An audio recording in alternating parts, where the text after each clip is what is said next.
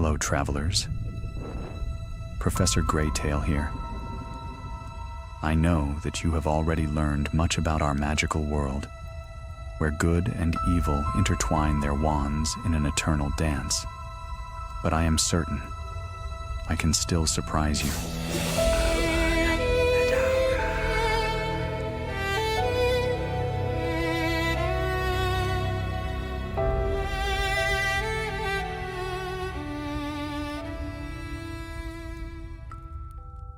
Night had settled over Wiltshire like a silvery veil, and Malfoy Manor stood quiet beneath the moon.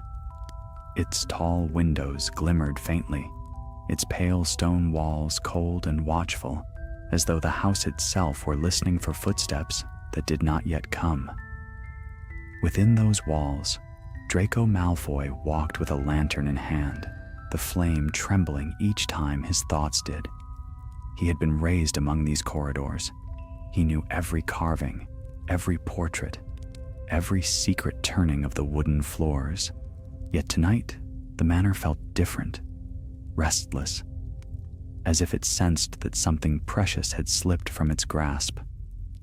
A soft pulse echoed through the halls.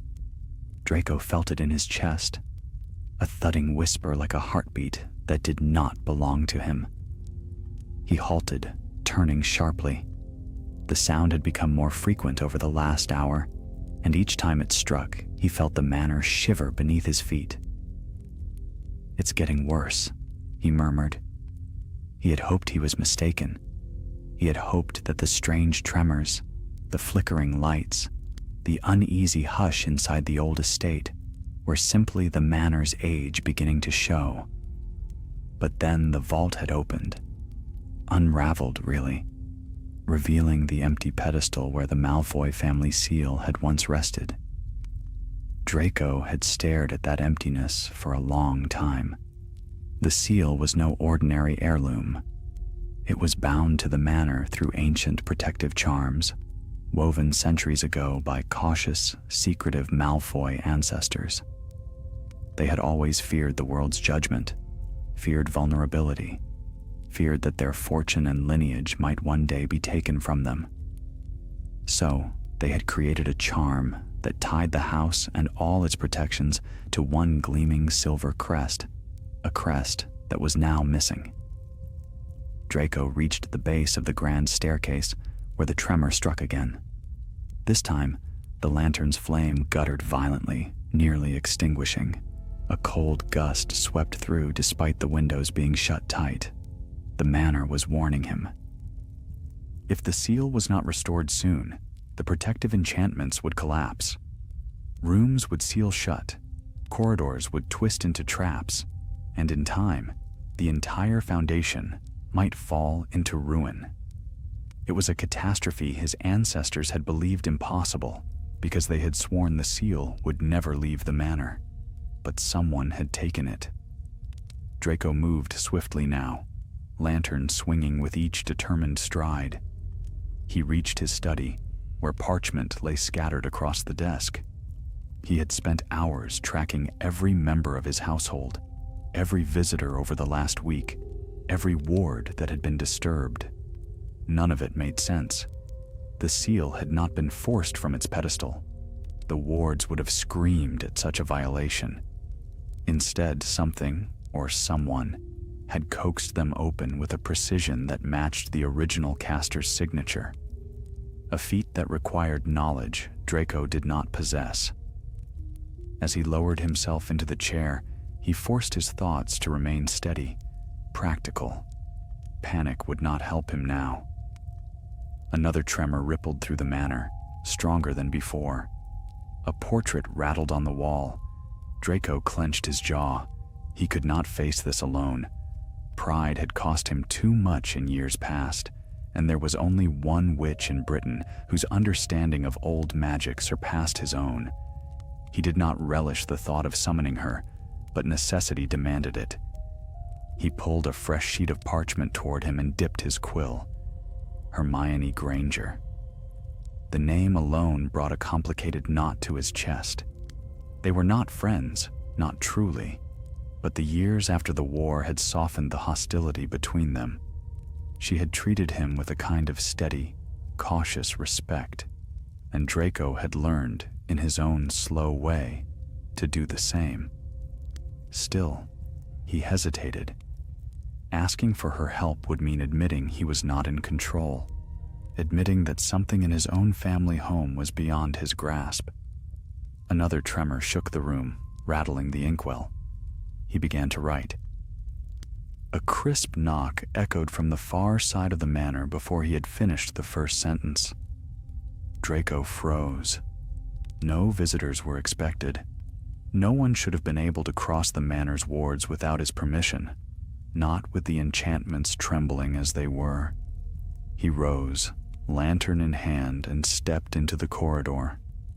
A second knock rang through the hall, sharper this time. Draco's grip tightened on the lantern handle. The manor throbbed again as if urging him to hurry. He approached the entrance hall, footsteps echoing in the vast space. The candles along the walls flickered wildly, their flames bowing as though to an unseen presence. Draco reached the front door. For a heartbeat, all was still. Then the knocking came once more, steady, measured, unafraid. Draco drew a slow breath, steeling himself. He opened the door, and everything he thought he understood about the seal's disappearance began to crumble. A rush of cold night air swept into the hall as the great door swung open. Draco lifted the lantern higher, its trembling light casting long shadows across the marble floor. For an instant, he expected to find an intruder cloaked in darkness, a thief bold enough to slip past the manor's wounded wards. But what he saw made him freeze in place. On the doorstep stood no stranger at all, but a house elf, small, pale-eyed, and shaking as though it had run a great distance. "Master Draco, sir," it panted, bowing so low its nose brushed the stones. I comes with a message from Gringotts." Draco's heart lurched. Gringotts did not send messages lightly, and certainly not by house elf in the dead of night.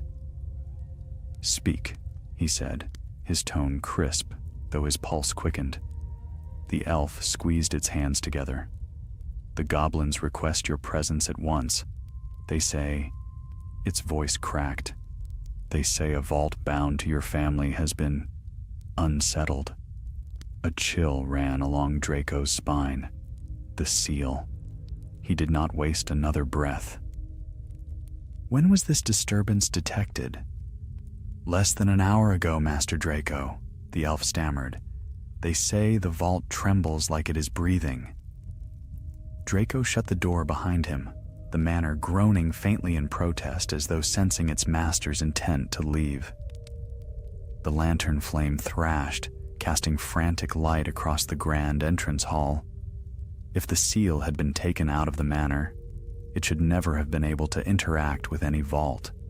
It should have lost power the moment it crossed the grounds, unless a far older enchantment, one laid by a Malfoy long forgotten, had been woven in secret. The thought unsettled him. This was no petty theft. Something deliberate was unfolding. He summoned his cloak, fastening the clasp with quick fingers, and stepped outside. The night wrapped around him like dark velvet, the air cool and heavy with foreboding. Draco raised his wand, and with a sharp turn, crack, he disapparated. He reappeared in the silent alley behind Gringotts, where the great alabaster pillars glimmered faintly beneath the moon. The bank loomed above him like a watching beast, its slanted facade gleaming as though made of bone. Only one torch burned at the entrance, and beneath it stood a goblin Draco recognized at once. Ragnarok, not a clerk, not a messenger, a senior vault master whose duties lay far from routine matters. "Mr. Malfoy," Ragnarok greeted, his sharp eyes glinting. "We expected you sooner." "I came the moment your message reached me." Draco replied. "What disturbance has been detected?" The goblin motioned for him to follow. "Your family's secondary vault has awakened. A relic bound to its runic core flared with power it should not possess." Draco's chest tightened. "You've sensed the seal." Ragnarok inclined his head, his expression neither surprised nor pleased. "We detected an echo of it, yes. Brief, faint, but unmistakable." They descended the marble steps into the dim interior of the bank. The great hall was deserted at this late hour, the counters locked, papers cleared away. Only the ever-burning lamps cast a pale glow across the floor. Draco followed Ragnarok into a narrow chamber he had never seen before. Here, ancient diagrams lined the walls, vault schematics, runic chains, and enchantment maps drawn so old the edges of the parchment had browned with time. "There," Ragnarok said, pointing a slender claw at one of the charts. "Vault 92B, the vault tied to your father's side of the family. It reacted moments ago." Draco studied the image. At its center pulsed a faint silver light, flickering like a dying star. "That is the seal's signature," he whispered. Ragnarok nodded. "Which begs a question, Mr. Malfoy. If the seal has not rested in this vault for nearly a century, why has it reached across continents of spellwork to touch it now?" Draco frowned. "You believe someone brought it here?"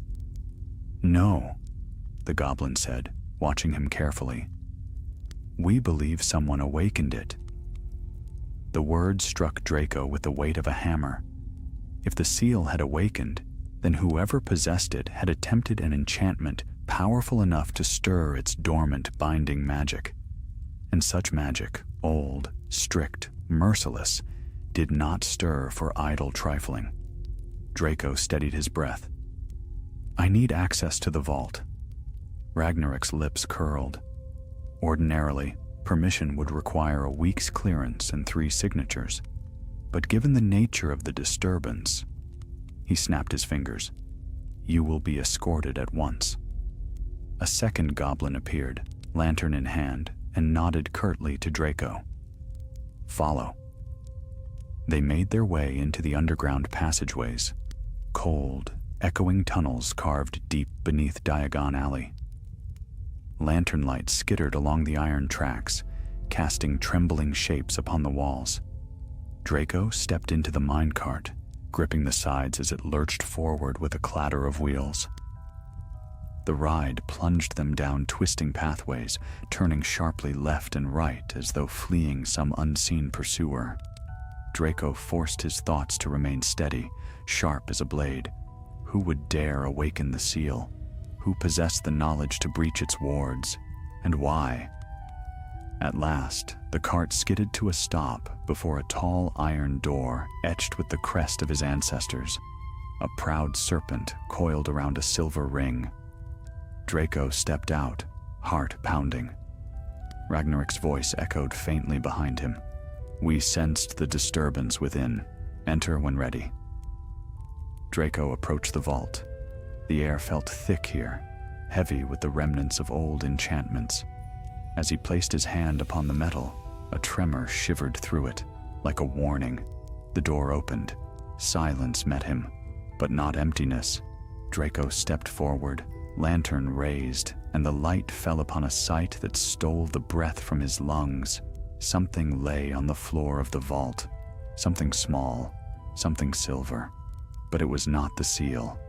It was a fragment, a sliver of its edge, cleanly sheared as though torn from the crest itself. And beside it, etched into the stone with shaking hands, were 5 words. "I had no choice. S." Draco stared, pulse thundering. S. There was only one person in his family whose name began with that letter. Scorpius, his son. For a long and breathless moment, Draco did not move.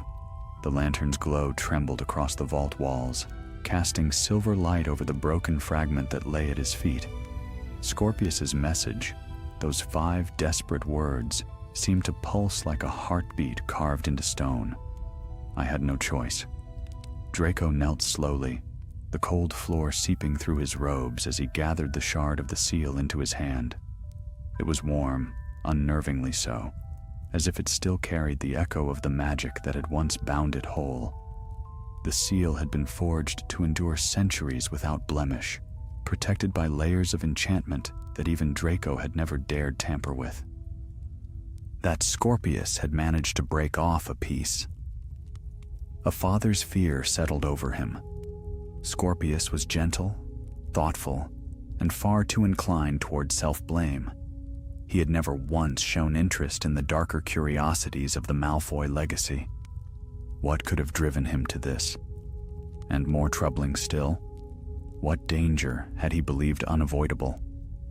Draco rose, closing his hand around the fragment as though it might slip away. He turned toward the vault's entrance when the ground beneath him throbbed with a sudden pulse. Not a tremor of earth, but a tremor of magic. Deep, resonant, unmistakable. The seal's enchantments were unraveling faster now. The vault itself hummed with the disturbance, its runic threads quivering like plucked strings. Ragnarok called from beyond the threshold. "Mr. Malfoy, the flare has returned. Something is drawing power, something not here." Draco stepped out into the corridor, jaw set. "Can you track it?" "No," the goblin replied. "The flare vanished before we could anchor it, but it was strong, far stronger than before. Whatever your son is attempting, the seal resists him." Draco's stomach tightened. Scorpius was brilliant, but the seal was a relic from another age, crafted by ancestors who had bargained with powers best left unnamed. And Scorpius was alone. Draco wasted no more time. He strode to the minecart. "Return me to the surface. I must go at once." The goblins exchanged wary glances, but gave no protest. The cart jerked into motion, racing upward through twisting tunnels, its wheels clattering like hastened footsteps. Lantern light painted fleeting streaks against the stone as Draco's thoughts raced ahead of him. The manor had begun to decay the moment the seal vanished. If Scorpius had taken it, if he had attempted to purge it, weaken it, or redirect its enchantment, he might have triggered defenses older than Hogwarts itself. Draco remembered too vividly what ancient magic could do in desperate hands. The cart burst into the upper hall. Draco stepped out before it fully stopped, cloak snapping behind him as he strode toward the exit. He needed help. Not advice, not permission. Help. Someone who understood old charms, complicated bindings, and the dangerous edges of magical law. Someone who would set aside their history for the sake of Scorpius's safety. Only one witch came to mind. Outside, Draco turned sharply and disapparated. He reappeared before a quiet London townhouse, warm light glowing through the curtains. Through the window, he glimpsed shelves overflowing with books, parchment stacked neatly on the tables, signs of a mind always questing, always questioning. Draco raised his hand and knocked. For a few seconds, only silence answered. Then footsteps approached, quick and steady, and the door opened. Hermione Granger stood before him, surprise flickering in her eyes. She wore deep green robes, quill ink still smudged faintly across her fingertips. A scholar caught mid-thought. "Malfoy," she said, blinking. "It's nearly midnight." "I need your help," Draco replied, voice firm despite the storm inside him. "It is urgent." Her expression shifted at once. Hermione Granger was many things, brilliant, relentless, sometimes infuriating, but she had never ignored a genuine plea for aid. "Come inside," she said without hesitation. Draco stepped into the warm sitting room. Books lined every wall, and a small fire glowed in the hearth, filling the space with gentle light. Hermione closed the door behind him, studying his face with the perceptiveness he had once loathed and now grudgingly respected. "What has happened?" Draco set the lantern down. The flame inside flickered weakly, another sign of the seal's failing magic, perhaps.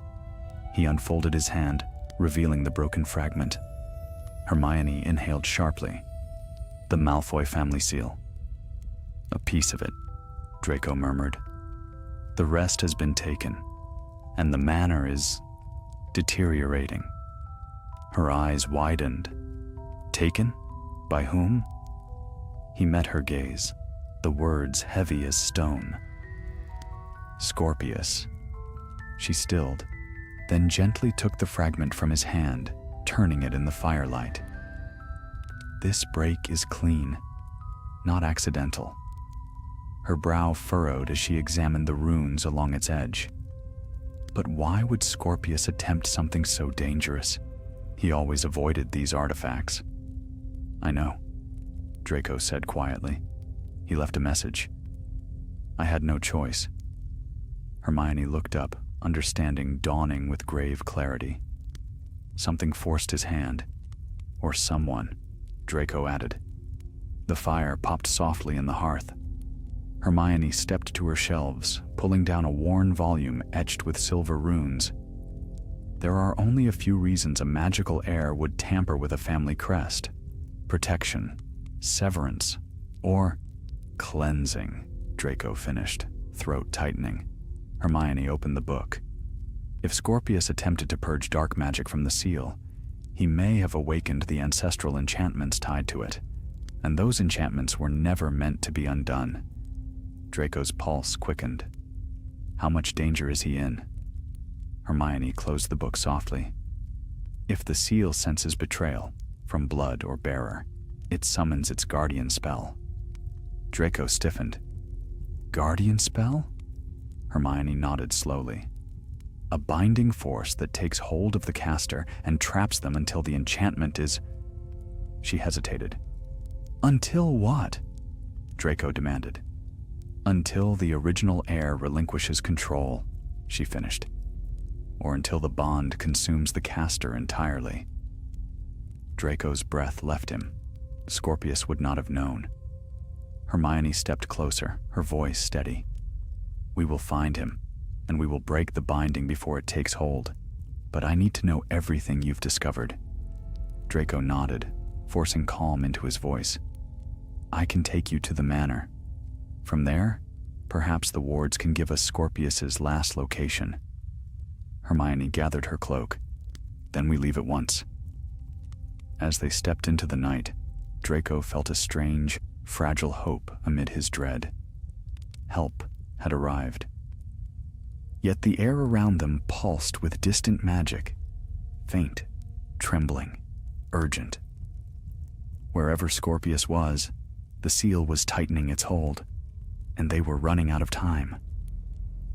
The wind whispered restlessly across the grounds of Malfoy Manor as Draco and Hermione apparated at the edge of the estate. The tall iron gates loomed ahead, their serpentine carvings glinting faintly beneath the moon. But something in their stillness was wrong. They did not hum with their usual enchantments. Instead, they shuddered as though resisting collapse. Hermione drew her cloak tighter. The wards are weakening faster than I expected.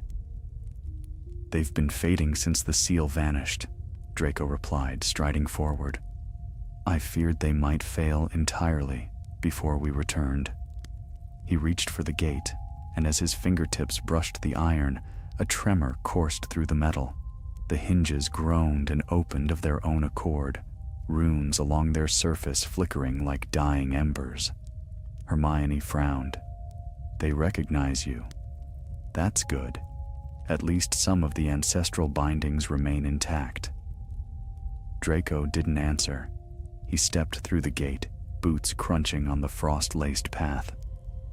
Hermione followed close behind, her wand drawn. The manor rose before them, pale, proud, and wounded. Cracks webbed along its outer walls. A faint glow pulsed beneath the stones, as though the house itself strained to hold its shape. The sight tightened Draco's chest. "Scorpius has no idea what he has done," he murmured. Hermione touched his arm lightly. "He acted for a reason. We will find him and mend this." They entered the manor.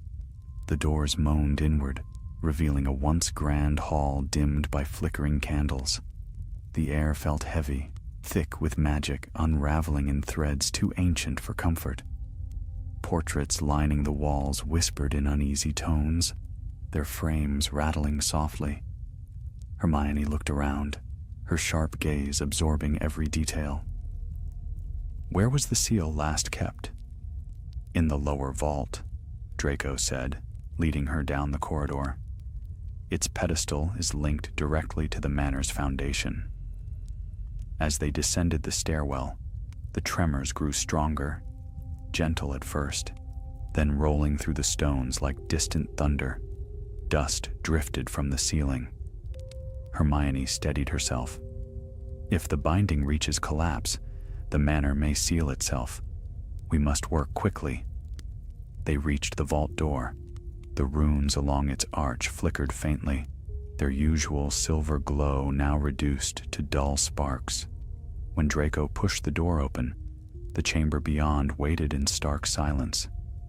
The pedestal stood in the center, empty, save for a faint circular outline where the seal had once rested. Around it, the floor was marked with thin cracks, as though the magic bound to the room were tearing itself apart. Hermione circled the pedestal, wand raised. "There is residue here. Scorpius performed a spell, but not carelessly. He prepared for it. Look at the runes on the floor." Draco knelt beside her, his eyes widened. "These symbols aren't Malfoy markings, they're protective runes, old ones, Germanic." "Yes," Hermione said quietly. "They shield the caster from backlash. He must have been trying to dismantle the dark enchantments without destroying the seal." "But he failed," Draco whispered. "No," Hermione corrected gently. Something interrupted him. A cold weight settled in Draco's stomach. "The guardian spell." Hermione nodded. "If it awakened, it would have reached for him instantly, and if Scorpius fled, the seal may have reacted by anchoring itself to a secondary location." Draco's brow furrowed. "Where?" Hermione turned to him. "Show me every place within or beyond the manor that holds ties to your ancestors, places the seal might recognize." "There are several estates," Draco said slowly. "Old properties linked to the family, but only one holds the strongest connection besides this one." He hesitated. Hermione sensed it at once. "Where?" "Number 12, Draco answered. "The old black house." Hermione's eyes widened. "Grimmauld Place? But it was sealed after the war, yes," Draco said. "But some enchantments linger, and my mother's bloodline runs deep within its walls. The seal might have reached for its magic." Hermione exhaled. "If Scorpius went there, he's in danger. The house has a will of its own." Draco stood abruptly. "We leave now." But as they turned toward the vault entrance, the ground shuddered violently. A deep crack split across the floor, lightning through stone. Hermione stumbled. Draco caught her as dust billowed around them. "The collapse is accelerating," she said, coughing lightly. "The seal's absence is tearing the manor apart." They hurried up the stairs. Portraits wailed now, their voices rising in panicked cries. Candles extinguished one by one as the enchantments that fed them withered. In the entrance hall, the great chandelier swayed dangerously, shards of broken crystal scattered beneath it. Draco clenched his jaw. "We will return," he said bleakly. "But only once Scorpius is safe." Hermione nodded, pressing her wand to her palm. "I can trace the magical resonance left by the fragment. It carries the signature of the seal. If we follow it, We may reach Scorpius before the guardian spell binds him too tightly. She touched the broken shard Draco had found in the Gringotts vault. The metal quivered, glowing faintly as her spell awakened it. A ribbon of silver light unfurled from the fragment, drifting through the hall like a ghostly thread. It wound toward the door, shimmering softly before shooting into the night. "That is our path," Hermione said. They stepped outside, the cold air sharp against their faces. The ribbon of light spiraled ahead of them, stretching toward the distant horizon where the old black townhouse stood hidden from Muggle eyes. Draco took a steadying breath. "Hold on, Scorpius," he whispered. He grasped Hermione's arm. With a sharp turn, crack, they vanished. The manor shuddered behind them, its ancient magic groaning like a creature wounded, waiting for the crest that had sustained it for centuries. But far away, in the unseen depths of London, the guardian spell coiled like a serpent around its chosen prey, and Scorpius Malfoy was running out of time. They apparated into a narrow, lamplit street where the houses leaned together like watchful sentinels. The air was colder here, thick with the faint hum of enchantments woven long ago. Draco steadied himself as they landed, his cloak billowing around him. Hermione lowered her wand, the last shimmer of the guiding thread fading into the night. Grimmauld Place lay silent. From the outside, it appeared as it always had, an unassuming stretch of dark, crooked houses. But as Hermione drew a breath and stepped forward, Number 12 emerged from the shadows with a slow, reluctant shudder, as though peeling itself from the night only when forced. The ancient townhouse glowered at them, its grim facade blank and unwelcoming. Draco felt a chill prick his spine. He had visited the place only once, years ago, when the war's wreckage still clung to its walls. Even then, the house had bristled with a presence that felt neither asleep nor awake. Now, he sensed something worse, an agitation pulsing behind the bricks, a tightening of old spells stirred from slumber. Hermione raised her wand and whispered, "Lumos." The glow cast long shadows across the doorstep. "The seal's energy lingers here," she murmured. "This is where the trail leads." Draco nodded grimly. Then Scorpius entered. They stepped onto the threshold. The door, warped with age, creaked open by itself. Darkness yawned within, deep and thick as ink. Hermione hesitated. "The house is responding to intruders, but it recognizes your lineage. Your mother's bloodline lies in its foundations. It may let you pass." "May," Draco repeated softly. "Not will." Still, he crossed the threshold. The door shut behind them with a hollow thud. Inside, the hallway stretched before them, lined with peeling wallpaper and old portraits draped in dust. The faint scent of mold and time lingered in the air, but layered beneath it was something sharper, a metallic tang that made Draco's pulse quicken. Magic, ancient and restless. Hermione moved carefully, eyes narrowing as she examined the shadows. "Be alert. This house remembers the curses once cast within its walls." Draco nodded. "We need to find the lower rooms. Scorpius would have gone where the house's magic is strongest." They descended through the dim corridors. Cobwebs hung like torn banners. Floorboards groaned beneath their steps. Several portraits hissed softly, their whispering voices trailing behind like threads of malice. At last they reached the drawing room. The walls trembled faintly, as though bracing against some unseen force. Hermione moved to the center, knelt, and touched her wand to the floor. A faint glow rippled outward in a circular pattern. "Scorpius cast spells here," she said. "Strong ones, protective wards, and something else. A charm of concealment." Draco scanned the room, his heart tightening. He was hiding from the guardian spell. Hermione nodded. But he couldn't have stayed here long. The seal's magic would have drawn the guardian through every wall. How far ahead of it could he have run? Draco whispered. Before Hermione could answer, a sharp tremor rumbled beneath the floor. Dust drifted from the ceiling. The house shook once, then again, as though roused by something deep within its structure. Hermione rose swiftly. Something is active below us. The cellar chambers. Draco's breath quickened. The old Black family vaults. Yes, Hermione said, her voice taut. If Scorpius sought a place strong enough to withstand the seal's counter-magic, he would have gone there. It is the only place in this house fortified with spells older than your family's crest. They hurried toward the narrow stairway leading down.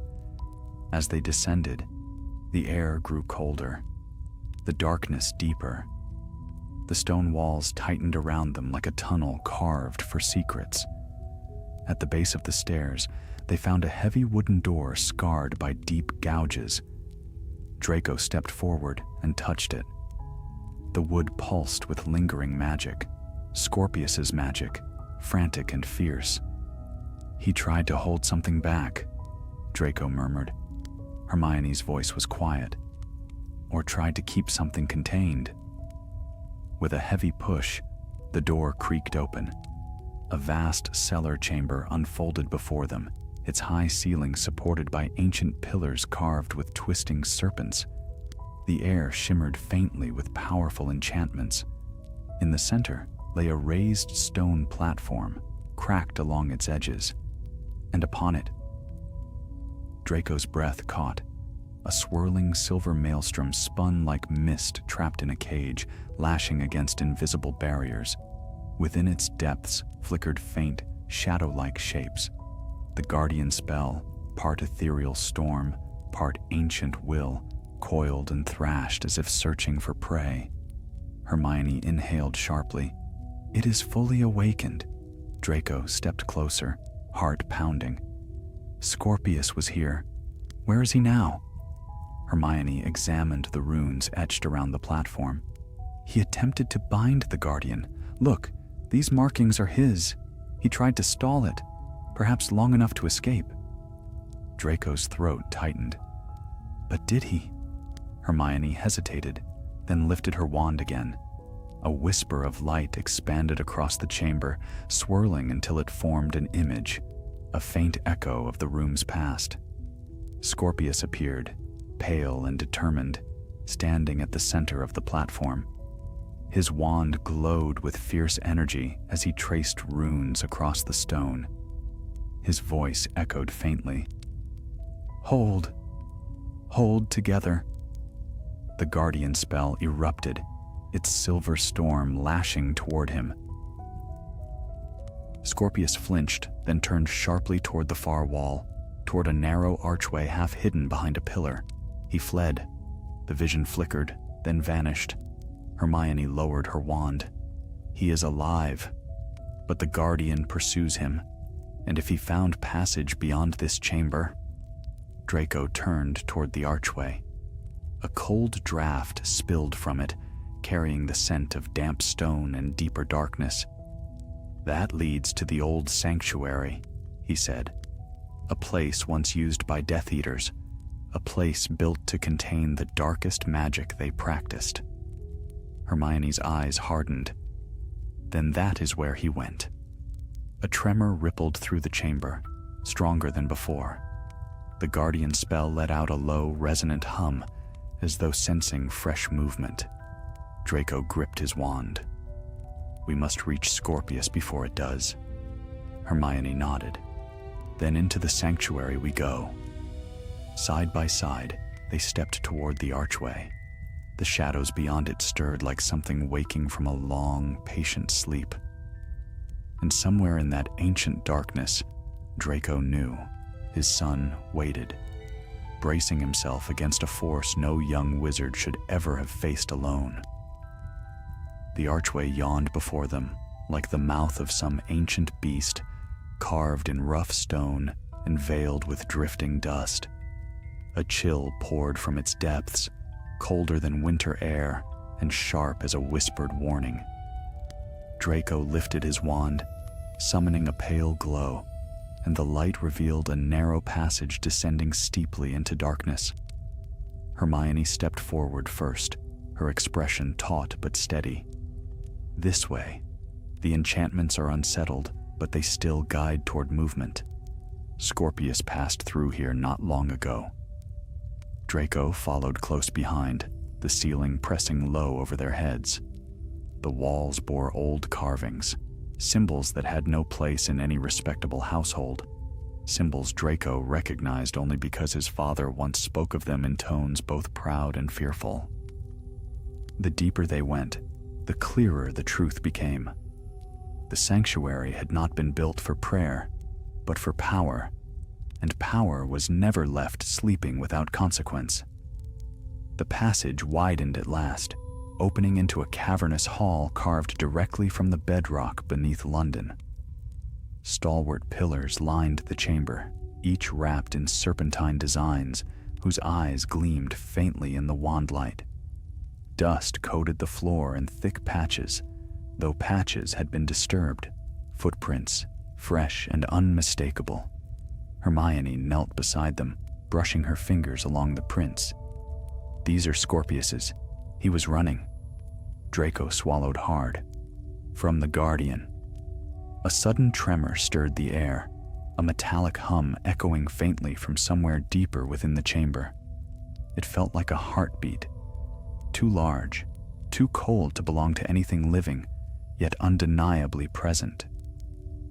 "The Guardian is close," Hermione whispered. They hurried onward, weaving through a maze of arches and narrow alcoves. The sanctuary was immense, far larger than Draco had ever imagined.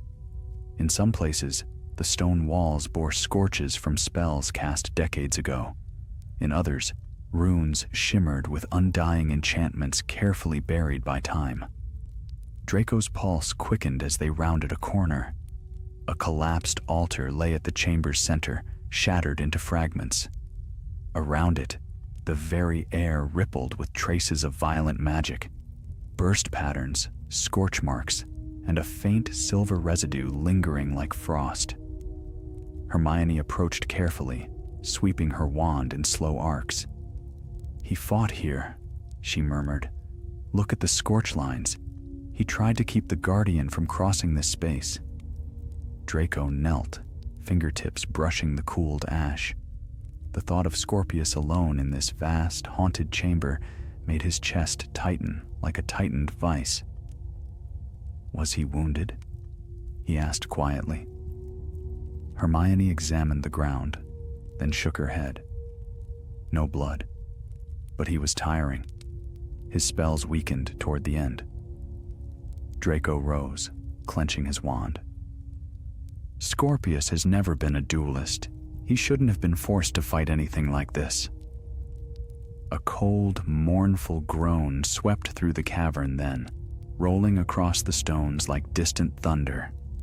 Dust drifted from the ceiling. The pillars shuddered. Hermione and Draco exchanged tense glances. "The Guardian," Hermione said. "It is unraveling the wards of this place." No sooner had she spoken than a shrill crack split the air. A fissure of silver light tore open across the far wall, spiraling outward in jagged arcs. Within the light, shadows writhed, shadows shaped like grasping hands, twisting serpents, flickering wings, none whole, all shifting. Draco inhaled sharply. "We need to move." Hermione nodded and led the way toward a narrow corridor branching from the chamber. As they hurried through it, the Guardian's hum swelled behind them, growing louder, sharper, like the grinding of ancient gears. The corridor led them to yet another hall, this one smaller, circular, and ringed with statues cloaked in stone robes. Each statue bore a different mask, some serene, others grotesque, still others blank as untouched parchment. Their empty eyes seemed to follow the intruders. Draco felt a shiver run down his spine. Death Eaters use this place for rituals. The walls hold too many memories. Hermione lifted her wand, and Scorpius came through here as well. She traced a line of footprints leading toward a broken staircase spiraling downward. Draco followed. Though the air grew thicker, the magic heavier, every step echoed like a drumbeat. At the bottom of the stairs, they found a small chamber carved into the stone. Half the room had collapsed, leaving rubble scattered across the floor. Yet amongst the debris lay something that made Draco's breath vanish. A torn piece of Scorpius's cloak. He snatched it up, holding it as though it might crumble. Hermione stepped closer, examining the cloth. "It isn't burnt," she said. "Torn as if caught on something sharp while he fled." Draco closed his eyes briefly, steadying himself. He was here recently. Hermione lifted her wand again, letting her magic pulse outward. A faint glow answered from beyond the broken wall. There, half concealed by rubble, lay another passage, narrower and older than the others, its entrance sealed with pale dust and coils of forgotten webs. "It leads further in," Hermione said softly, "to a deeper chamber." Draco brushed aside debris with a spell, revealing the hidden opening. The passage beyond descended sharply, its steps carved with ancient sigils nearly faded beyond recognition. As they made their way down, the air throbbed with a low, rhythmic sound, as though something massive shifted in its sleep. Hermione quickened her pace. The Guardian is ahead, and so is Scorpius. The final steps delivered them into a cavern unlike the others. The ceiling arched high overhead, lost in darkness. Ancient stone pillars circled the center, enclosing a sunken platform inscribed with runes so old they glowed faintly on their own. And on that platform, Draco saw him. Scorpius Malfoy knelt within a ring of light, face pale, wand trembling in his grasp. Threads of silver wrapped around him like spectral chains, tightening with every passing breath. His eyes flickered open, weary but alert. When he saw his father, shock and fragile hope crossed his face. "Father," he gasped, voice faint. "You shouldn't have come. The Guardian." A roar of magic cut him off, shaking the cavern. From the darkness behind the pillars, the Guardian spell surged forth at last, an immense storm of silver, twisting and seething like a living tempest. Draco stepped forward, wand raised. Hermione drew hers beside him.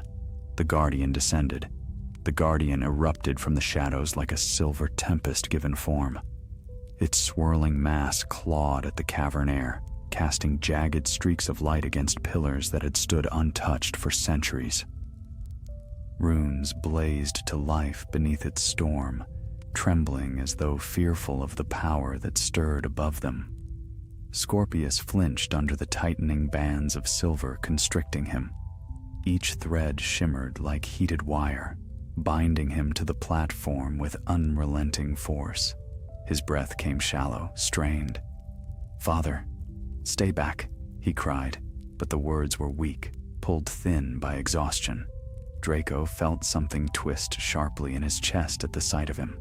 His son, pale and trembling, ensnared by an enchantment older than their family name. But fear did not freeze him. It sharpened him. His wand lifted, unwavering. Hermione stepped forward with him, her jaw set, eyes blazing with the fierce resolve of a witch who had faced ancient magic before and lived to master it. "Draco," she murmured, "we must separate Scorpius from the Guardian's hold before it completes the binding. Once it seals, even dismantling the seal itself won't free him." Draco nodded, though the enormity of the task pressed against him like stone. "Tell me what to do." But there was no time for more. The Guardian surged, its storm tightening into a single sweeping arc aimed at the two intruders. Draco reacted on instinct, slashing his wand through the air. Protego Maxima! A shimmering barrier sprang to life before them. The Guardian struck it with thunderous force. Light splintered. The cavern quaked. Dust rained from the unseen ceiling above. Hermione added her own spell, reinforcing the shield until it glowed like a pane of molten glass. The Guardian recoiled, its shape wavering with fury. Draco leaned toward her. It can be pushed back, but not defeated, not yet. Hermione's gaze flicked toward Scorpius. The key is the binding circle. The Guardian isn't acting on its own whim. It was awakened by the seal's disturbance. Break the circle, and the Guardian's claim on him weakens. Draco's eyes narrowed. The runes around Scorpius glowed in a ring, ancient symbols, some of which he recognized from forbidden tomes in the Malfoy library. Others were stranger, etched in a script older even than Hogwarts. He lifted his wand again. Then I will break it. But as he stepped forward, the Guardian reacted instantly. The storm shifted, lashing out in tendrils of silver that struck the ground mere inches from Draco's feet. Stone cracked, sparks flew. Scorpius cried out. It reacts to any threat. If you get too close, it will... He winced, the chains tightening further. Hermione shouted over the rising hum of magic. Draco, we need a distraction, something strong enough to draw its attention. Without killing us? Draco muttered, though his mind already raced. The cavern boomed as the Guardian gathered itself again, expanding outward until its storm filled half the chamber. Threads of silver circled its core, forming patterns too precise to be mere chaos. Draco recognized them with a jolt, shapes from the Malfoy crest. His ancestors' hands were in this spell. Their will lived in its storm, and that will had never been gentle. Hermione flicked her wand, sending a volley of blue sparks that burst against the Guardian's surface. It recoiled, giving Draco a moment of clarity. It responds to challenge, he said softly. It was designed to test the air, to determine whether he is worthy of the crest's full power. Hermione cast a sidelong glance at him. Draco, are you suggesting it wants you? Draco stepped forward. It wants authority, the authority of the Malfoy line. It responds to dominance, not defiance. Hermione's eyes widened. Then confront it. Force its attention on you, and I'll dismantle the runes. Draco drew a steady breath. If it attacks, it will, she said, voice taut. But that's the only chance we have. He nodded. With a sharp motion, Draco lowered the shield and strode into the open space between the Guardian and the platform. The storm twisted toward him like a serpent sensing prey. Silver tendrils writhed, weaving patterns of light and shadow. Draco raised his wand high. Guardian of my bloodline, he called, voice ringing across the cavern. Your quarrel is with me, not with my son. The storm froze. For the space of one heartbeat, the cavern fell utterly silent. Then the Guardian shrieked, not a sound, but a vibration that tore through the air itself. The storm contracted, forming a vortex of shimmering force. Draco braced himself as the tempest lunged straight at him. He met it head-on. Confringo! The spell burst outward in a shockwave of golden fire. It struck the Guardian, scattering its storm cloud form into fractured shards of light that echoed like shattered bells. Hermione leapt into action. Now! She sprinted toward the platform, her wand carving symbols into the air. The runes on the floor flickered, their bindings weakening. Draco barely noticed, his focus locked on the Guardian as it reassembled and lunged again. Silver slammed against Draco's shield, forcing him back a step. Come on! Draco hissed through clenched teeth. "I am the heir you answer to. Look at me!" The Guardian's storm turned violent, spiraling inward. It gathered force and struck, each blow ringing through Draco's bones. He staggered, but did not fall. Behind him, Hermione dashed around the ring, burning through the ancient runes one by one. "Only a few more!" Scorpius strained against the chains, his voice hoarse. "Father, please, don't!" Draco forced a smile, though sweat stung his eyes. "You underestimate me, Scorpius. I have faced worse storms than this." He raised his wand again, summoning every shred of strength. "Finite incantatum." The blast struck the Guardian with a thunderous crack. The storm recoiled violently, swirling toward the ceiling. Hermione shouted, "Draco, the last rune, break it with me." Draco tore his gaze from the storm and thrust his wand toward the stone beside Scorpius's knee. Together, they cried, "Reducto!" The final rune shattered. A roar exploded from the Guardian spell, not of anger, but of release. Its storm unraveled, scattering into flickering shards that dissolved like smoke. The chains binding Scorpius snapped, disintegrating into drifting silver dust. Scorpius collapsed forward, trembling. Draco raced to him, catching him before he hit the stone. Scorpius looked up, eyes glassy with exhaustion. I tried to destroy the seal. I thought, if I cleansed it, our family could be free." Draco held him tightly. "You should have come to me." Scorpius shook his head weakly. "I didn't want you to bear it anymore." A deep rumble echoed through the cavern. Hermione turned sharply toward the runes. "The Guardian is not gone, only dispersed. The true heart of the spell remains bound to the seal itself." Draco looked down at Scorpius. "Then," he whispered, rising to his feet, "this is not the end." The cavern trembled as though in agreement, the air thickening once more. Something far older than the Guardian had awakened. Deep beneath Grimmauld Place, the cavern groaned like some wounded titan. The trembling stones echoed with a slow, dreadful rhythm, an awakening heartbeat that did not belong to any creature of flesh. Dust sifted down in pale streams, drifting through wandlight like falling ash. Draco Malfoy tightened his grip on his son and guided him carefully away from the fractured platform. Beside them, the shattered runes still glimmered faintly, their broken symbols pulsing as though resisting their own unraveling. "We must move," said Hermione Granger, scanning the darkened arches overhead. Her voice remained steady, though her eyes betrayed the weight she felt. The Guardian was merely the first defense. Something deeper, something bound directly to the seal, has been stirred. Scorpius leaned against Draco, barely steady on his feet. I didn't know how strong it truly was." "You should not have been here at all," Draco murmured, though the words held sorrow more than rebuke. He brushed a stray strand of hair from Scorpius's brow.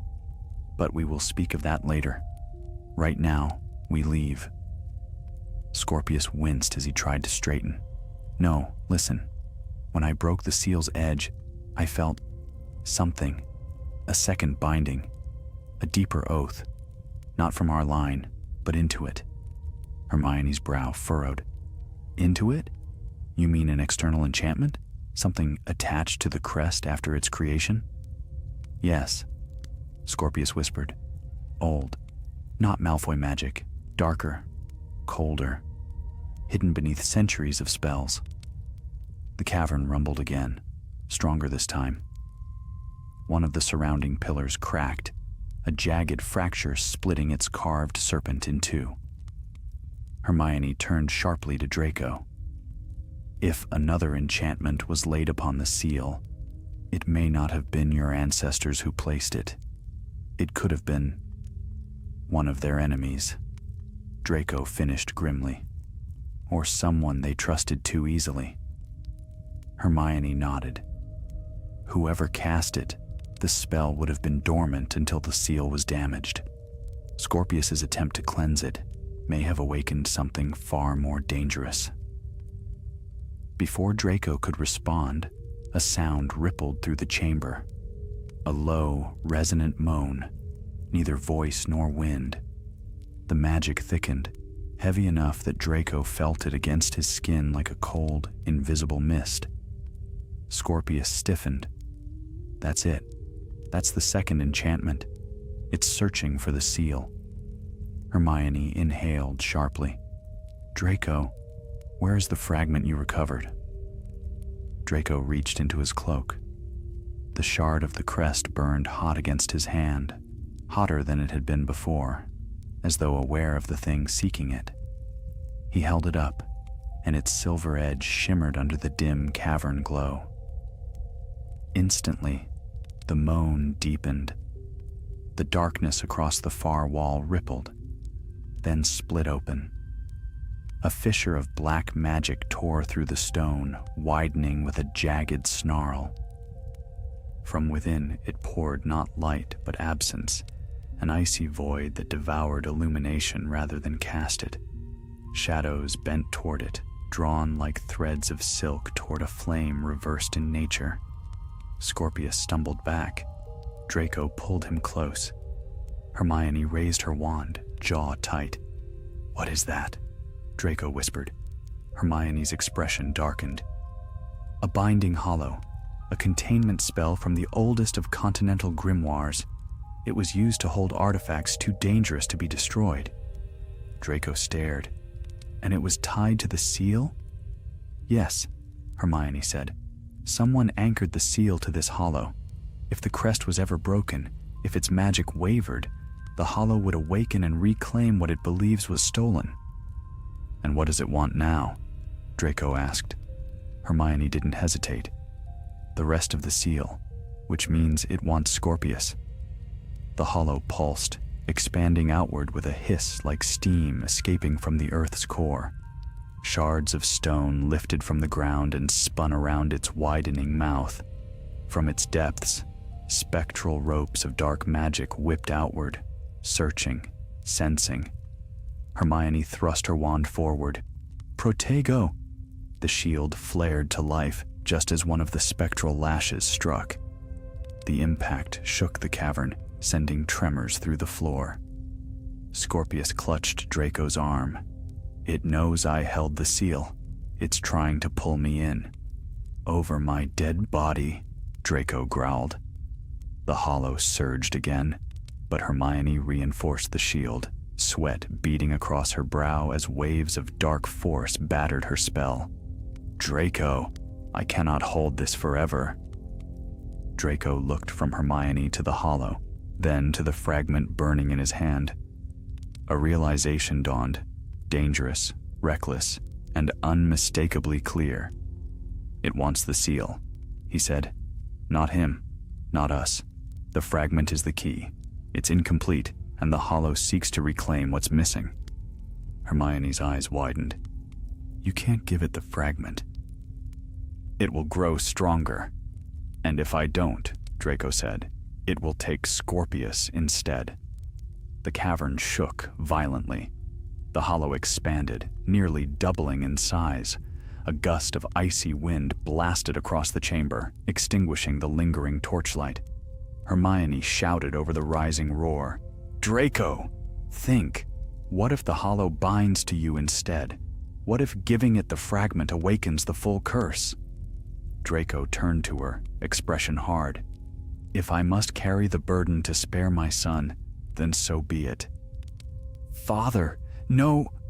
Scorpius choked, reaching for the fragment. Draco pulled away, his decision absolute. He stepped forward. The hollow answered at once, its swirling darkness focusing into a single point of hunger. The fragment in Draco's hand pulsed violently, casting rays of silver light that clashed with the hollow's shadow. "Draco!" Hermione called. "If you intend to feed it the fragment, you must guide the spell, control its direction. These magic forms obey structure, not will." Draco nodded once. Then guide me. Hermione moved beside him, wand raised. Extend the fragment, slowly. Let the hollow sense it without striking. When it reaches, you must stabilize the spell by anchoring it through blood. Draco froze. Blood? Hermione swallowed. Yes, your lineage must acknowledge the spell's awakening. It requires a Malfoy heir. Scorpius stepped forward. Then take mine. No, Draco said sharply. You have given enough. The hollow shrieked again, forcing them to act. Draco lifted the fragment high.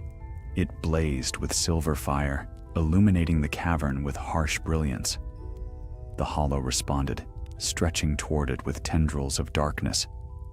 Now, Draco, Hermione cried. Bind it! Draco drew a long breath, then pressed his thumb against the sharp edge of the fragment.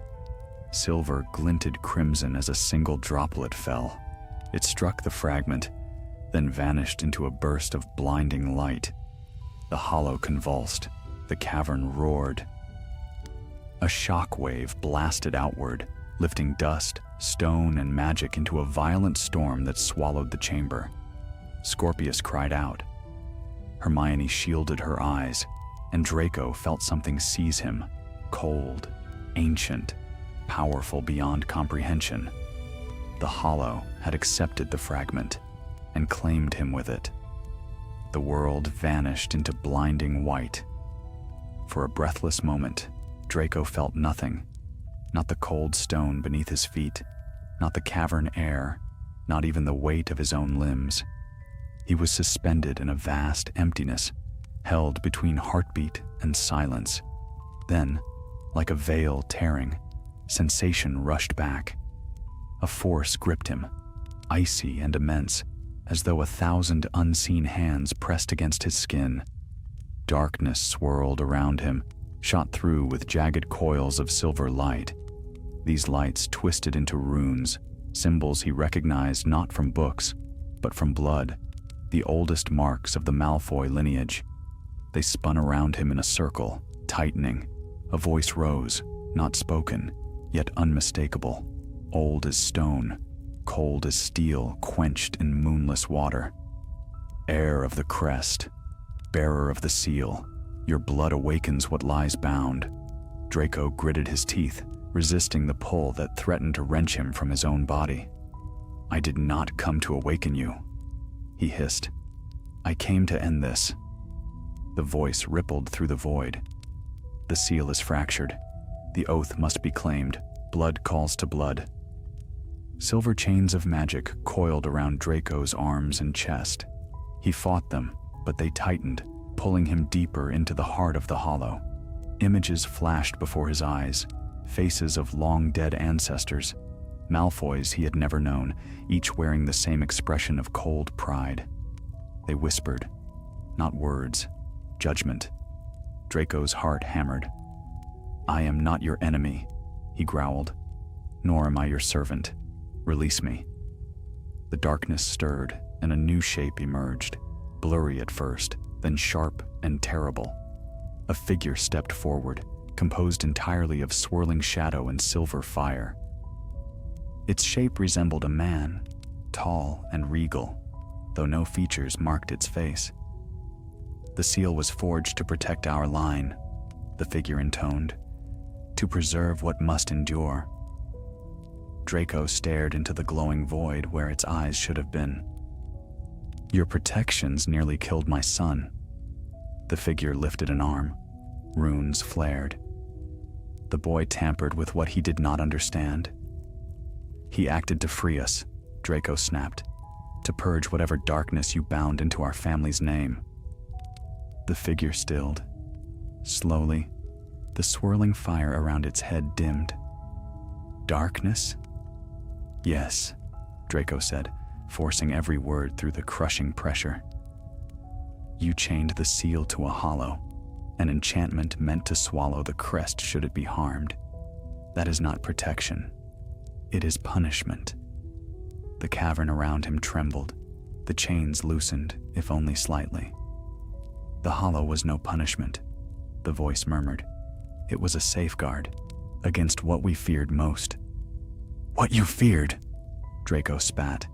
"Cowardice is not a legacy, and I refuse to uphold it."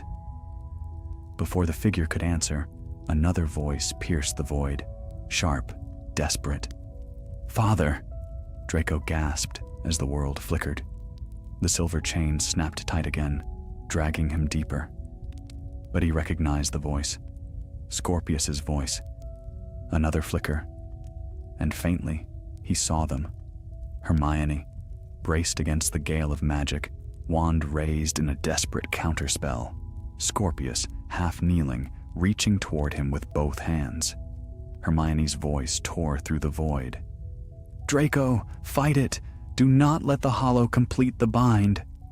Draco tried to move, but the chains cinched tighter until his lungs strained for breath. The shadow figure raised its hand again. "The seal requires a bearer. If the crest is fractured, the bond must be reforged." "I will not be bound!" Draco roared. His defiance sent a shockwave through the glowing chains. A crack split the air, thin as a hair, bright as dawn. The figure stepped closer. "Then the bond shall pass to the next heir." Draco froze. "No, leave Scorpius out of this." Blood chooses blood. If the father refuses, the son is taken. Fury ignited within him, sharp, fierce, blinding. It was not the cold, inherited anger he had known in youth. This was something purer, warmer, a flame lit not by pride, but by love. The chains around him trembled. "I will not let you touch him," Draco snarled. "If a bearer is required, then—" His words faltered. He understood. Hermione's voice was faint in the swirling storm. "Draco, do not sacrifice yourself. There must be another way." But the hollow's pressure mounted. The crack in the chains sealed. The shadow figure raised both arms, silver flames curling from its palms. "Choose." Draco clenched his jaw, forcing the crushing magic back with sheer will. "I choose my family," he whispered. With a sudden, violent motion, he drove the fragment of the seal deeper into his palm. Blood flared across the shard, bright, brilliant crimson, and the runes around him cracked like glass under a hammer. A blinding column of silver light erupted upward, chains shattered. The shadow figure recoiled, its form trembling wildly. "You would bear what we forged?" it thundered. "Yes," Draco gasped, "because I choose to reshape it." The light flared brighter. The hollow shrieked, a sound that shook every inch of the cavern. Draco felt his consciousness tugged backward, the void collapsing as if the world were folding around him. Then, darkness broke. He fell. The cavern snapped back into existence beneath him. Draco dropped to one knee, catching himself with a trembling hand. The burning shard clattered onto the stone floor beside him. Hermione sprinted forward, her breath sharp with panic.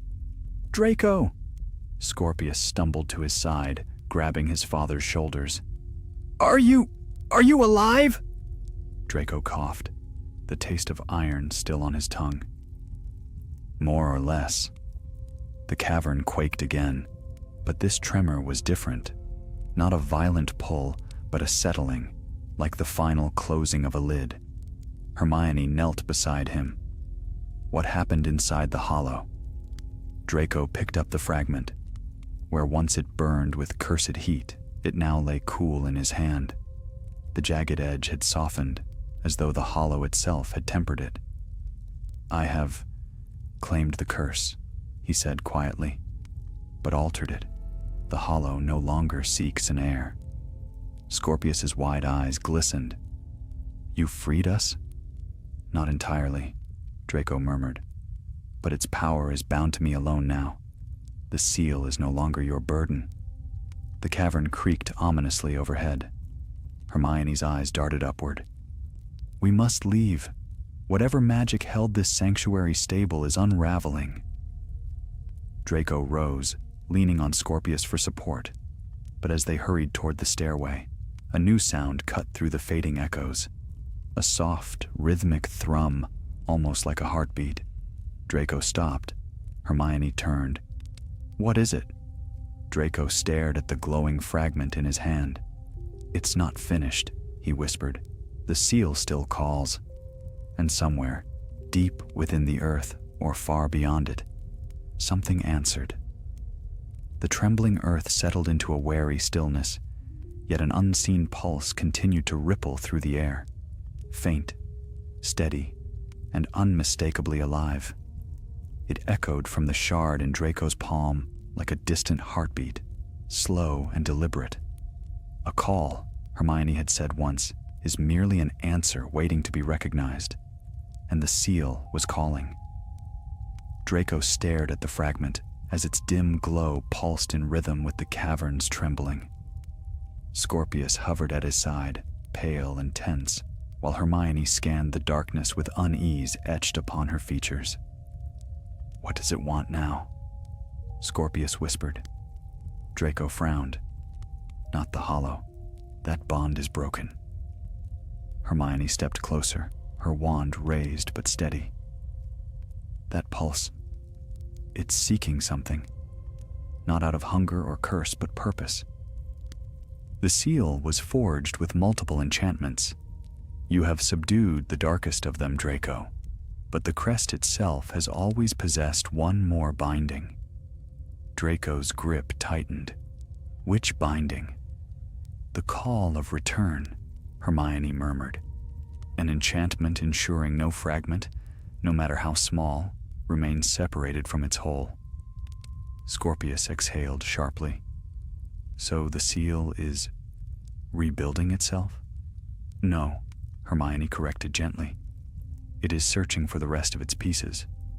The hollow accepted your blood, Draco, but the crest remains incomplete. An ancient magic, true ancestral magic, abhors incompletion." A soft rumble rolled through the cavern, as though her words had stirred something sleeping beneath the stone. Draco straightened. "Then the remaining portion of the crest is out there, somewhere." Hermione nodded once. "And the fragment is leading us to it." The shard pulsed again, its glow brightening with growing urgency. Draco felt warmth radiate through his fingers, as though the fragment longed to be whole once more. Yet beneath that warmth, a faint trembling lingered, like warning teeth hidden inside a beckoning hand. "The seal will not rest," Draco muttered, "and it will not let me rest either." Scorpius stepped in front of him, eyes fierce despite his exhaustion. "Then let me carry it. You've already done too much." "No," Draco said softly. "The hollow bound itself to me. The fragment will answer only to my hand." Hermione turned toward the collapsing chamber behind them. "We cannot stay here. The sanctuary will not endure without the Guardian's presence. Its stabilizing enchantments have already begun to decay." As if summoned by her words, the cavern ceiling groaned, sending showers of dust down upon them. One of the pillars cracked with a thunderous snap, splitting from crown to base. Scorpius flinched. "We have to go. Now." Draco nodded sharply, placing a steadying hand on his son's back. Together, the three began to climb the narrowing, fractured stairway that spiraled upward toward the abandoned halls. As they ascended, the shard grew brighter, its pulse quickening. Each beat resonated through Draco's bones, stronger than before, as though the seal sensed freedom and called its kin homeward. Hermione glanced warily at the glow. "It is guiding us, but not back the way we came." Draco paused mid-step. "You feel it too?" She nodded. "The fragment carries directional magic, faint but consistent. Ancient crests often possess such enchantments, acting like compasses for their own restoration. Follow it, and we shall reach the missing piece." Scorpius leaned against the stair railing. "Where will it lead?" Another vault? Another hollow? Hermione shook her head. No, whatever lies ahead, it is older than vaults or sanctuaries. The three climbed in silence. At last, they emerged from the claustrophobic tunnels into the upper level of the old sanctuary. The cold air greeted them like a sudden slap. Shadows stretched across the floor, lit only by the gentle glow of Draco's fragment. The tremors had ceased, but something else had taken shape. A thin trail of silver light drifted from the shard, just as the guiding thread had once led them from the manor. Only this time, the light was stronger, sharper, unwavering. It spiraled toward a crumbling stone arch at the far end of the chamber. Draco exchanged a look with Hermione. "We follow," she said. They approached the archway. The shimmer of silver deepened as they neared it, filling the cracks between the stones like veins of quicksilver. Draco raised his wand and stepped through.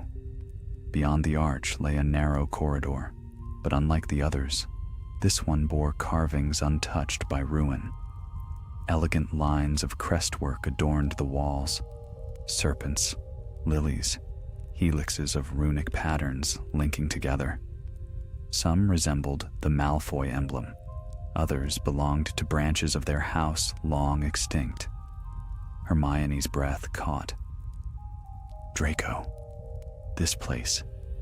It was not carved by those who used the sanctuary. These sigils predate them. This corridor was hidden from the Black family. Scorpius raised his wand, illuminating a serpent intertwined with a rose. I've never seen this crest before. It is a parallel branch of the Malfoy line, Draco said quietly. A family that vanished centuries ago. My father mentioned them only once. Those who pursued magic too ancient to be recorded. The fragment shone brightest yet. At the corridor's end stood a stone door, circular like the lid of a tomb, covered in runes that spiraled inward toward a hollowed indentation, a shape almost identical to the shard Draco held. Hermione inhaled deeply. Draco. That is the crest's resting place, the original seat of the seal. It was never meant to remain in the manor, Draco whispered. It was moved, hidden. Scorpius stepped forward. And forgotten. No, Draco corrected, staring at the runes in solemn awe.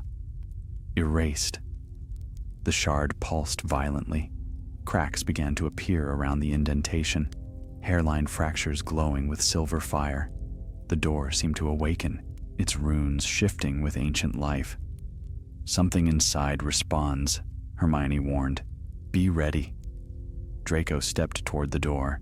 The fragment quivered in his hand, like a heartbeat ready to leap into a body long without pulse.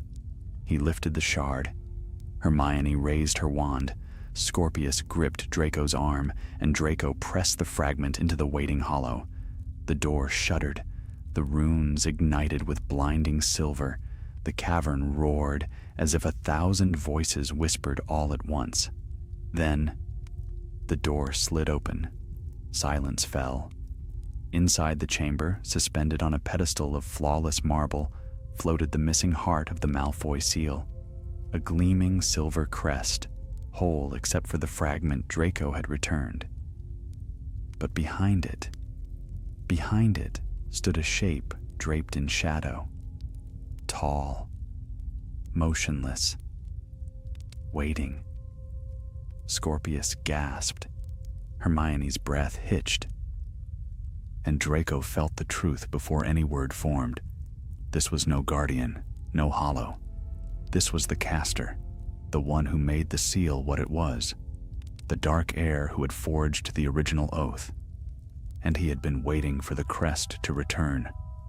The chamber beyond the stone door breathed with a cold too deep to be natural. It seeped into the skin, into the bones, into the very thoughts of those who crossed its threshold. Draco stepped inside first, wand lifted, shoulders taut with protective fury. Hermione followed, her eyes sharp, and Scorpius stayed close to his father, though exhaustion still weighed heavily on his limbs. The silver crest, whole now, save for the fragment Draco had returned, hovered above the marble pedestal. A soft halo surrounded it, pulsing with ancient power. But it was not the crest alone that commanded the room. It was the figure behind it, tall as a tapestry knight, robed in swirling threads of twilight shadow.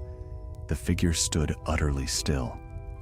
Its face remained hidden beneath a hood of darkness thicker than cloth, yet Draco sensed eyes upon him, eyes that had watched centuries pass in a single breath. Hermione whispered, "Draco, this cannot be a ghost. This presence is anchored." "No ghost," murmured the figure, its voice like wind whispering through dead branches. "I am far older than the shade of any mortal man." Scorpius shuddered. "Who are you?" The figure lifted its head. Silver runes flickered beneath the hood, forming shifting sigils that resisted comprehension. "I," it said, "am the first bearer of the crest, the one who forged the oath that binds your blood." Draco stiffened.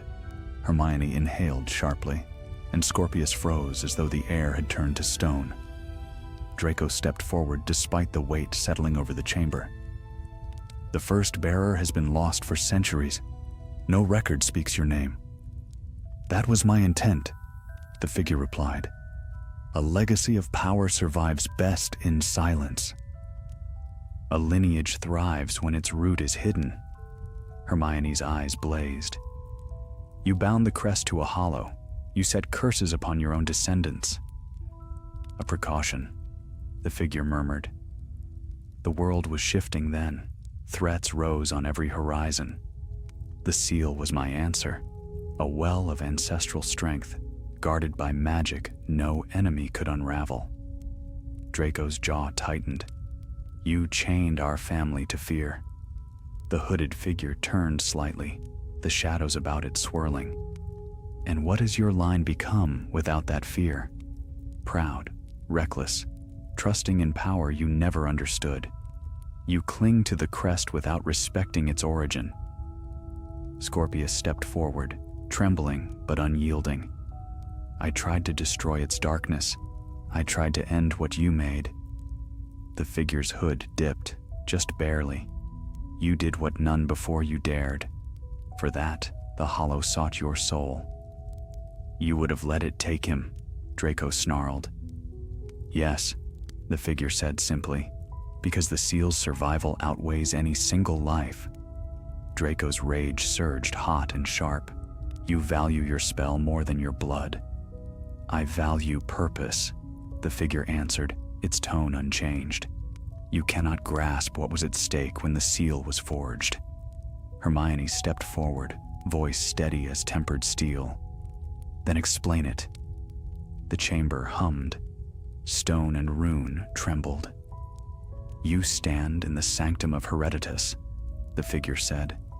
"A place older than the Black family, older than the Malfoy name itself. Here, I forged the seal to anchor a power too vast for any single bearer." It raised a shadowed hand, and the hovering crest spun slowly, casting silver light against the walls. "There was once an enemy, one so adept in the forbidden arts that kingdoms trembled. I wrought the seal to stand against them, to siphon their strength, should they ever rise again." Hermione's breath caught. "A siphoning charm, woven into a family crest? That is illegal now," Draco said. "Unthinkable now, but then necessary," the figure finished. "The threat you speak of is gone," Hermione said firmly. "Long vanished. You bound your own line to a war that ended ages before they were born." The runes along the chamber walls flared. A low, resonant hum rolled across the stone floor. "That threat," said the first bearer, "is not gone." Silence fell like a blade. Draco felt the air grow heavier, colder. Scorpius looked between them, baffled and afraid. Hermione's grip tightened on her wand. "Explain." The shadowed figure tilted its head. "The enemy I feared has risen again. Not whole, not yet, but their magic has stirred. You have felt its echoes in the unrested wards of Malfoy Manor, in the Hollow's awakening, in the Seal's broken song. Something ancient walks the edges of this world once more." Draco's pulse hammered. "Who?" "A sorcerer of shadows," the figure murmured. "A being who once sought dominion not of kingdoms, but of souls. I do not speak their name now, for names are doors, and I shall not open that threshold again." Hermione swallowed hard, but her voice remained unwavering. "What does this have to do with the seal?" "Everything," the figure replied. "Only the seal can contain their resurgence. Only the line of its bearers can stand against them. That line is yours." Draco stepped forward, fury and clarity burning in equal measure. "No, I will not let you bind my son, or any descendant, to a war they never chose." The shadow stilled. "You," it said, "have already chosen." Draco's breath caught. "What do you mean?" "The moment you bled upon the fragment," the figure said, "you invoked the legacy. You took the oath. You accepted the burden. You are now the seal's bearer." Hermione's eyes widened. Scorpius gasped. "Father!" Draco's voice was low, taut. "And what does this so-called oath demand of me?" The figure raised its hand, and the crest brightened, too bright to look at directly. "The bearer shall stand when darkness rises," it intoned. "The bearer shall guard the line. The bearer shall meet the enemy and hold the seal whole until the final reckoning." Draco stared into the gleaming crest. "And if I refuse?" he whispered. The figure's reply was soft as falling dust. "Then the seal shatters, your lineage breaks, and the world you seek to protect will tremble beneath the return of what I once feared." A terrible quiet settled over the chamber. Hermione moved to Draco's side. "Draco, you do not face this alone. Whatever comes, we stand with you." Scorpius touched his father's arm, his eyes shining with fierce devotion. "I tried to fix our legacy, but now I will stand with you instead." Draco looked between them, his son, his unexpected ally, and he felt a strength he had not known in his youth. A strength born not of lineage, but of love and choice. When he turned back to the figure, his resolve had hardened like tempered steel. "I accept the burden," Draco said, "but not your terms." The shadowed hood tilted with silent curiosity. "You bound this seal with fear," Draco continued. "I will bear it with courage. I will wield it not as a weapon of domination, but as a shield for those I love." The chamber brightened. Runes glowed fiercely, and the first bearer whispered, "Then reshape what I forged, if you can." The crest blazed, the ground shook, and the oath awakened. The chamber blazed with silver radiance, fierce as moonlight striking a storm-tossed sea. Runes flared across the walls, spiraling upward in luminous currents. The pedestal trembled beneath the hovering crest, and the very air pulsed with awakening power. Beside Draco Malfoy stood Hermione Granger and Scorpius Malfoy, their silhouettes haloed by swirling light. The first bearer's shadowed form drew taller, its edges sharpened by silver flame. "You claim the right to reshape the seal, Draco Malfoy," it murmured. "Then prove you possess the strength to guide what your ancestors trembled to command." Draco lifted the fragment still cupped in his palm. It glimmered now with a softer glow, alive, resonant, answering not to fear, but to will. "Show me what remains to be done," Draco said, voice steady as forged iron. The first bearer raised both hands. The crest above the pedestal shook violently, its silver glow turning white-hot. Then, behold, a surge of magic erupted from the crest. The floor dissolved beneath them into a whirl of light, and the chamber vanished like a curtain swept aside. Draco staggered as the world reformed, not the stone vault, but a vast expanse of shimmering silver ground beneath a starless void. Scorpius clutched his father's sleeve. Hermione steadied herself, eyes sharpening as she recognized the nature of the place. "This is not a memory," she whispered. "This is a binding realm." The first bearer stood upon the shining expanse, unburdened by shadow now. His robes glowed like moonlit armor. Runes spiraled across his skin like living fire.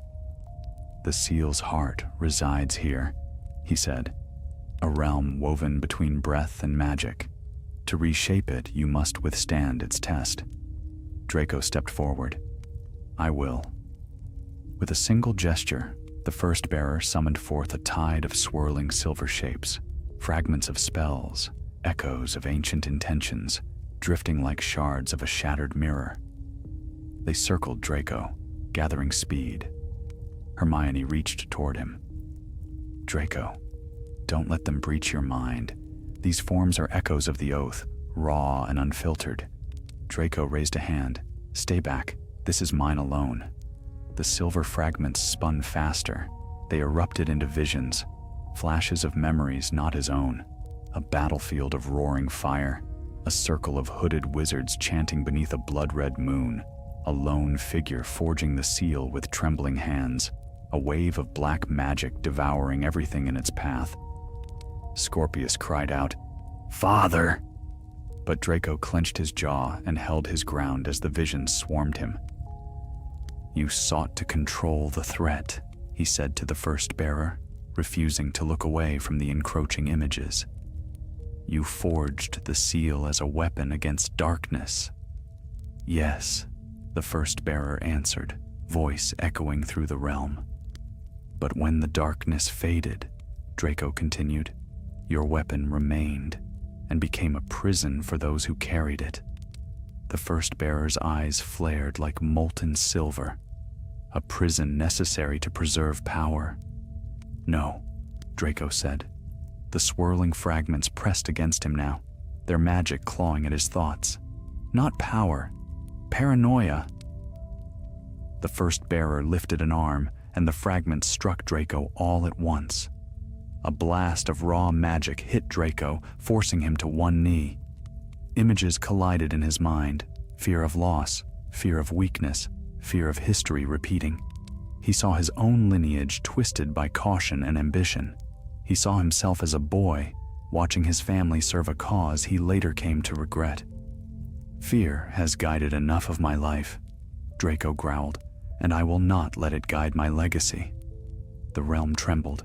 The fragments recoiled, slowly, reluctantly, and then began to orbit him once more. The first bearer studied Draco with unreadable intensity. "You defy the oath that binds your blood," he said. "You stand against the very foundation of the seal." "I stand against a foundation built on fear," Draco answered. "But the seal need not be destroyed, only reborn." Hermione stepped beside Scorpius, her eyes shining with fierce pride. "He can do this," she whispered. The first bearer extended his hand toward Draco. "Then reshape it. But know this, the seal resists change. It was forged in crisis. It recognizes only strength. If you cannot bend it, it will break you." Draco rose to his feet. "Then let it try." The first bearer flicked his wrist.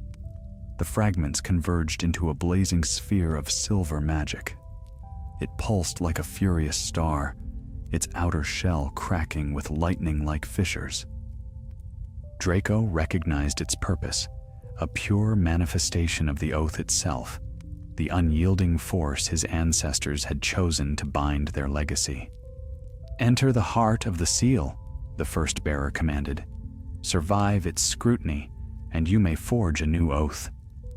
Draco stepped forward. "Open it." Hermione reached out. Draco, whatever you face inside, remember who you are now. He nodded.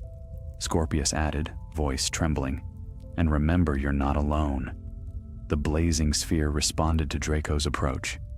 Its fissures widened and the sphere unfurled like a blooming flower, revealing a vortex of swirling silver threads, each thread humming with ancestral magic. Draco stepped inside. The light devoured him instantly. He found himself suspended in nothingness again, but this void was different, filled with whispers, countless voices murmuring at once. Unworthy, softened, sever the line, protect the name, fear the return, fear the shadow, fear, fear, fear. Draco's heart thundered. No, he said softly. The whispering surged, weak, unfit, unready. A Malfoy bows to power. He does not defy it. Draco's fury ignited. I bowed once, he snarled. Never again. The whispers faltered. Draco pressed forward through the void. Each step was a battle, against judgment, against expectation, against the weight of centuries. But he kept walking, one step after another, until at last he reached the core of the magic. A crystalline glyph beating like a heart. The seal's will. He touched it. The glyph shattered into silver shards. Magic exploded outward. In the binding realm, the first bearer staggered. Hermione shielded Scorpius as a shockwave of silver erupted from the sphere. When the light cleared, Draco stepped out. But he was changed. Silver light clung to his skin like a mantle. The crest fragment floated beside him, whole now, restored to its rightful place. The seal hovered behind him like a sigil reborn. Hermione gasped. Scorpius stared in awe. The first bearer bowed his head. You have done what I could not, he said quietly. You reshaped the oath. Draco straightened, power still humming faintly around him. The seal will protect, he said, not enslave. The first bearer lifted his gaze. Then your true trial begins, for the darkness I feared wakes, and it will come for the bearer first. The binding realm shook. The crest glowed with a warning pulse, and somewhere beyond the veil of magic, a distant, ancient presence stirred, watching, waiting, rising. The binding realm trembled like a great tapestry shaken by an unseen storm. Silver fissures crackled through the air, and the vast, starless void above them flickered, as though some enormous presence pressed against its surface, testing the boundary between worlds. Draco stood at the realm's center, the restored seal glowing behind him like a newly forged constellation. Power still coursed through him, quiet, steady, alive, yet it did not intoxicate him. It settled upon his spirit like a mantle chosen, not imposed, a legacy rewritten. Hermione steadied Scorpius as the shimmering ground beneath their feet rippled with waves of light. The first bearer watched Draco with an expression neither triumphant nor resigned, but contemplative, as though beholding a future he had never imagined would come to pass. You have remade the oath, the first bearer said. No longer did his voice echo with dominance. Instead, it carried the calm gravity of ancient acceptance. But know this, the one I feared senses the seal's awakening. The enemy's shadow stirs because yours now rises to meet it. Draco stepped toward him, the silver glow of the seal casting long light across the realm. Then tell me what name your fear once whispered. The first bearer raised a hand, stopping him. A name is a doorway, he said softly. Only when the shadow stands fully revealed should the doorway be opened. To speak that name now is to call its gaze directly upon this realm. Scorpius swallowed. So the threat is not here? No, the first bearer replied. Not yet, but the first tremors of its return have already begun. You felt them. in the manor's unrest, in the sanctum's collapse, in the hollow's awakening. Draco turned slightly, the seal pulsing behind him in response to these words. If darkness rises, then I will meet it, but it will not find a frightened child cowering beneath old legacies. It will find me and mine, standing against it. A faint smile, almost sorrowful, softened the first bearer's shadowed features. You speak as I once wished to, he murmured. But courage was not the soil from which I forged the seal. I shaped it from fear, and fear's shadow remains deeply rooted. Your task now is to guide your line through what comes. The seal has bound itself to you, Draco, but it responds to those you trust as well. Hermione bowed her head slightly, acknowledging the truth she already understood. Then we stand with him. Scorpius, still trembling but resolute, moved to his father's side. And I will not run from this. I will stand with you too. Draco placed a hand on his son's shoulder, his heart tightening with fierce and quiet pride. The first bearer slowly lowered his raised hand. Then let the seal return to your world. The binding realm will hold for only a short time longer. Soon the enemy will sense the rift we have opened. You must close it from your side. The realm quaked again, this time more violently. Hairline cracks tore across the silver ground, and the void overhead groaned like a living thing straining against its prison. We must leave, Hermione urged. Draco nodded. Guide us. The first bearer extended both arms. The restored seal rose into the air, brilliant and blinding. Its silver light widened into a circular portal, revealing the faint outline of the stone chamber beyond, the physical world awaiting their return. But before they stepped through, the first bearer spoke once more. Draco, he said, voice urgent and low, you must hear this. The enemy I feared sought not dominion, but immortality. Their magic binds itself to objects, places, and most dangerously, lineages. Draco stiffened. Lineages? Yes, the figure whispered. Bloodlines carrying ancient power. Yours was one such line. That is why I forged the seal, to shield your name from their reach. A cold weight settled over Draco's chest. Hermione's eyes widened. Scorpius stared at the first bearer in disbelief. You mean, Draco said slowly, the shadow seeks to possess bloodlines, to anchor itself in a chosen heir? The first bearer bowed his head. It seeks a vessel strong enough to rebuild itself. The seal was crafted to ensure your family would never offer one, but if the enemy finds another, he lifted his gaze, then war returns. Scorpius tightened his grip on Draco's sleeve, but Draco's voice, when he spoke, was calm. So be it. We will face it. The first bearer studied him for a long moment, then stepped back. Then go, bearer of the renewed seal, and let your courage succeed where my fear once failed. The portal surged, silver swallowing its edges. The realm shuddered again, its foundation cracking apart as though the entire plane strained under an unseen assault. Hermione took Scorpius's arm. Through the portal, quickly. Draco paused only once, turning to the first bearer with a nod of respect. Your legacy ends with me, but your hopes do not. The first bearer gave a single, solemn nod. Draco stepped through. Silver light engulfed them, pulling them from the binding realm and hurling them back into the stone chamber beyond. The air rushed into their lungs. Their feet struck solid earth. The portal vanished behind them with a thunderous crash, sealing the rift as if it had never existed. The chamber dimmed. The ceiling trembled with its last lingering magic.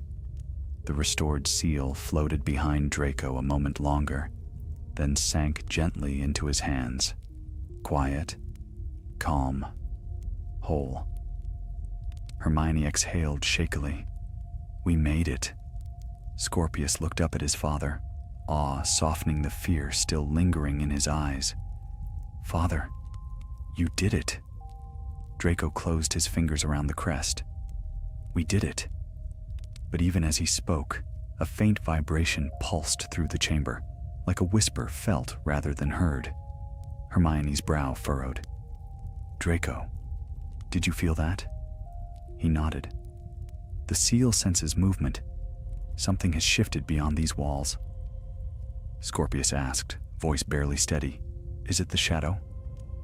"Not yet," Draco said, "but its presence draws near." A deep tremor rolled through Grimmauld Place above them. Dust rained from the ceiling, and somewhere in the depths of the house, a door slammed open without a single living hand upon its latch. The darkness had noticed them. The tremor rippled through the foundations of Grimmauld Place like the growl of some ancient, slumbering beast stirred too soon. Dust trickled from the ceiling. Hairline fractures crawled across the nearest wall, as though pushed outward by invisible fingers. Draco tightened his grip on the restored seal, its silver glow beating in his palm like a second pulse.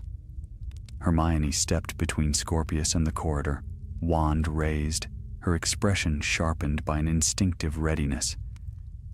"The magic is not collapsing anymore," she said quietly. "This is movement. Something is walking through the house." Scorpius swallowed. "The shadow?" "Not the shadow itself," Draco murmured, listening as another distant door slammed. "But something sent by it, or something awakened because of it." The corridor beyond the chamber flickered with unstable enchantment. Torches sputtered, their flames shrinking as though smothered by unseen breath. The air grew colder, dense enough to make the stones sweat with frost. Hermione whispered, "We must reach the upper hall. The wards there may still respond to defensive spells." Draco nodded. "Stay close." He kept the seal cupped against his chest as they moved back into the corridor. Its glow formed a faint sphere of light around them, pushing back the encroaching dark. Yet that darkness resisted, leaning inward, bending like vapor drawn by a greater will. As they climbed the steep stairway, Scorpius paused, glancing behind them. His voice trembled. "Father, it feels like something is following." Draco did not look back. He already sensed the presence, a pressure like shadowed eyes resting upon their shoulders. "Then do not turn," he said quietly. "Fear gives it shape." The chamber door at last came into view, but as they approached, the walls around it warped subtly, like clay softening under heat. Hermione gasped softly. "The house is reacting. The old enchantments are bending to something new." The door flew open before they reached it. A gust of icy wind tore through the corridor, snuffing out the last of the torchlight. The darkness beyond stretched like a throat opening wide, and through it came a sound, soft, rhythmic, unsettling. Footsteps, but not human. The steps echoed too lightly, as though whatever approached did not walk upon stone but hovered just above it. A thin mist coiled into the room, drifting in threads like pale smoke. Within it, faint shapes shimmered, tattered, translucent, flickering like dying candle flames. Scorpius clutched his father's arm. "Are they ghosts?" "No," Hermione whispered grimly. "They're spell echoes, memories forced into movement." Draco raised the seal. "Sent by the shadow?" "Drawn by it," Hermione corrected. "They're pieces of old magic pulled loose when you reshaped the seal. Harmless on their own." She broke off. One of the shimmering figures lunged. Draco reacted instantly. "Protego!" The shield flared. The figure struck it, shattering with a shriek that dissolved into icy mist. "Hermione, now!" Draco shouted. Hermione swept her wand in a wide arc. A wave of brilliant light burst forth, washing over the corridor.